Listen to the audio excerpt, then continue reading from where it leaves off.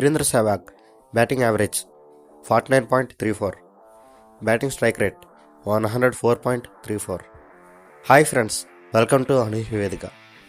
ఈరోజు మనం batting average, batting strike rate, bowling average, bowling strike rate అంటే ఏంటో తెలుసుకుందాం. వాటిని ఎలా క్యాల్కులేట్ చేయాలో కూడా తెలుసుకుందాం. ముందుగా బ్యాటింగ్ యావరేజ్. ఒక బ్యాట్స్మెన్ తన కెరియర్లో ఒక ఇన్నింగ్స్లో యావరేజ్గా ఎన్ని రన్స్ స్కోర్ చేస్తున్నాడు అనేదాన్ని బ్యాటింగ్ యావరేజ్ అంటారు. ఎగ్జాంపుల్, వీరేంద్ర సెహ్వాగ్ 180 ఇన్నింగ్స్ ఆడి 8,586 రన్స్ స్కోర్ చేశాడు. అతని బ్యాటింగ్ యావరేజ్ 49.34. అయితే ఈ బ్యాటింగ్ యావరేజ్ ఎలా క్యాల్కులేట్ చేయాలి? బ్యాటింగ్ యావరేజ్ క్యాల్కులేట్ చేయడానికి కావాల్సిన parameters number of runs scored, అంటే ఎన్ని రన్స్ స్కోర్ చేశాడు అనేదాన్ని. నంబర్ ఆఫ్ ఇన్నింగ్స్ ప్లేడ్, ఎన్ని ఇన్నింగ్స్ ఆడారు అని. Number of times he remains not out, అంటే అవుట్ కాకుండా ఎన్నిసార్లు ఉన్నాడని. ఫార్ములా ఏంటంటే number of runs scored by number of innings played minus number of times he remains not out. ఇప్పుడు ఫార్ములాలో valuation substitute చేస్తే 8,586 బై 180 మైనస్ 6 టైమ్స్ నాట్ అవుట్గా ఉన్నారు. That is equals to 49.34. ఈ batting average ఎంత ఎక్కువగా ఉంటే అంత కన్సిస్టెంట్ ప్లేయర్ అని చెప్తారు. ప్రస్తుతానికైతే Virat Kohli consistent player. Next, batting average అంటే ఏంటో తెలుసుకుందాం. ఒక బ్యాట్స్మెన్ 100 బాల్స్కి యావరేజ్గా ఎన్ని రన్స్ స్కోర్ చేస్తున్నాడు అనేదాన్ని బ్యాటింగ్ స్ట్రైక్ రేట్ అంటారు. వీరేంద్ర సెహ్వాగ్ 245 మ్యాచెస్ ఆడి 8,273 రన్స్ స్కోర్ చేశాడు. అతని బ్యాటింగ్ స్ట్రైక్ రేట్ 104.34. ఇప్పుడు బ్యాటింగ్ స్ట్రైక్ రేట్ ఎలా క్యాల్కులేట్ చేస్తారో చూద్దాం. ముందుగా దీనికి కావలసిన parameters number of runs scored, అంటే ఎన్ని రన్స్ స్కోర్ చేశారని. నెంబర్ ఆఫ్ బాల్స్ ప్లేడ్, ఎన్ని బాల్స్ ఫేస్ చేశాడని, ఇంటూ 100. ఇప్పుడు ఫార్ములా చూసుకుంటే number of runs scored by number of balls played into 100.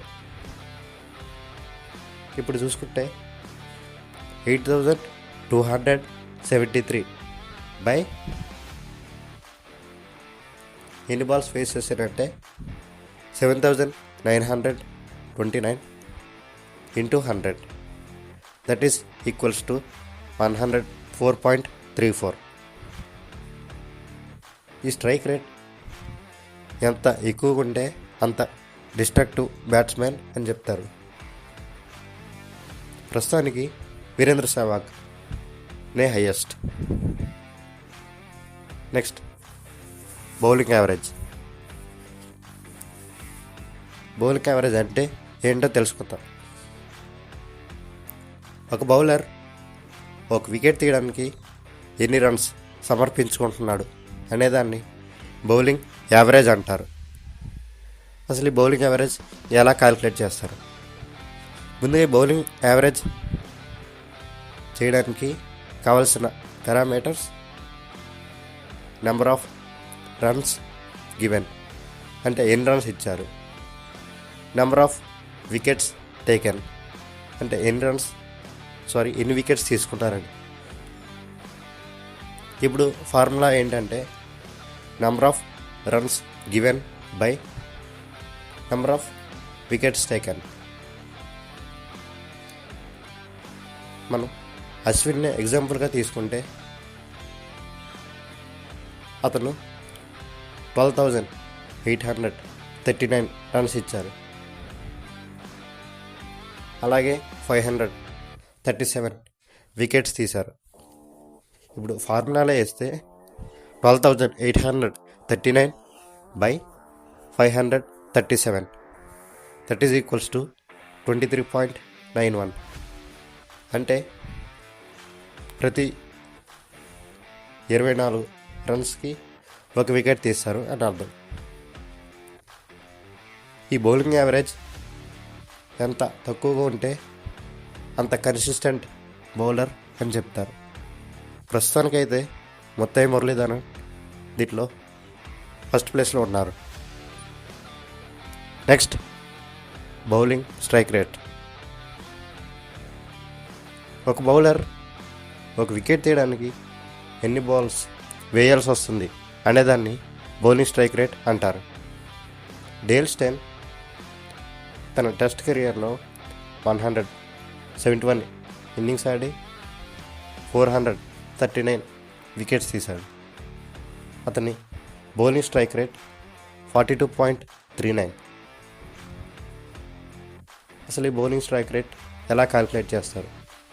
దీనికి కావాల్సిన parameters: number of balls bowled అంటే ఎన్ని బాల్స్ వేయాల్సి వచ్చింది, నెంబర్ ఆఫ్ వికెట్స్ టేకెన్ అంటే ఎన్ని వికెట్స్ తీశాడు. ఈ ఫార్ములా ఏంటంటే number of balls bowled by number of wickets taken. అతడు 18,608 బాల్స్ వేసి 439 వికెట్స్ తీశాడు. ఇప్పుడు ఫార్ములాలో సబ్స్టిట్యూట్ చేస్తే 18,608 by 439 that is equals to 42.39.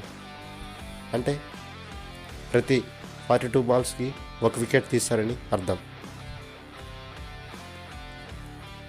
ఈ బౌలింగ్ స్ట్రైక్ రేట్ ఎంత తక్కువ ఉంటే అతడు అంత మంచి బౌలర్ అని చెప్పాలి. ఇప్పుడు ప్రస్తుతానికైతే బుమ్రా దీంట్లో ఫస్ట్ ప్లేస్లో ఉన్నాడు. ఈ వీడియోని ఇక్కడితో ముగిస్తున్నాం.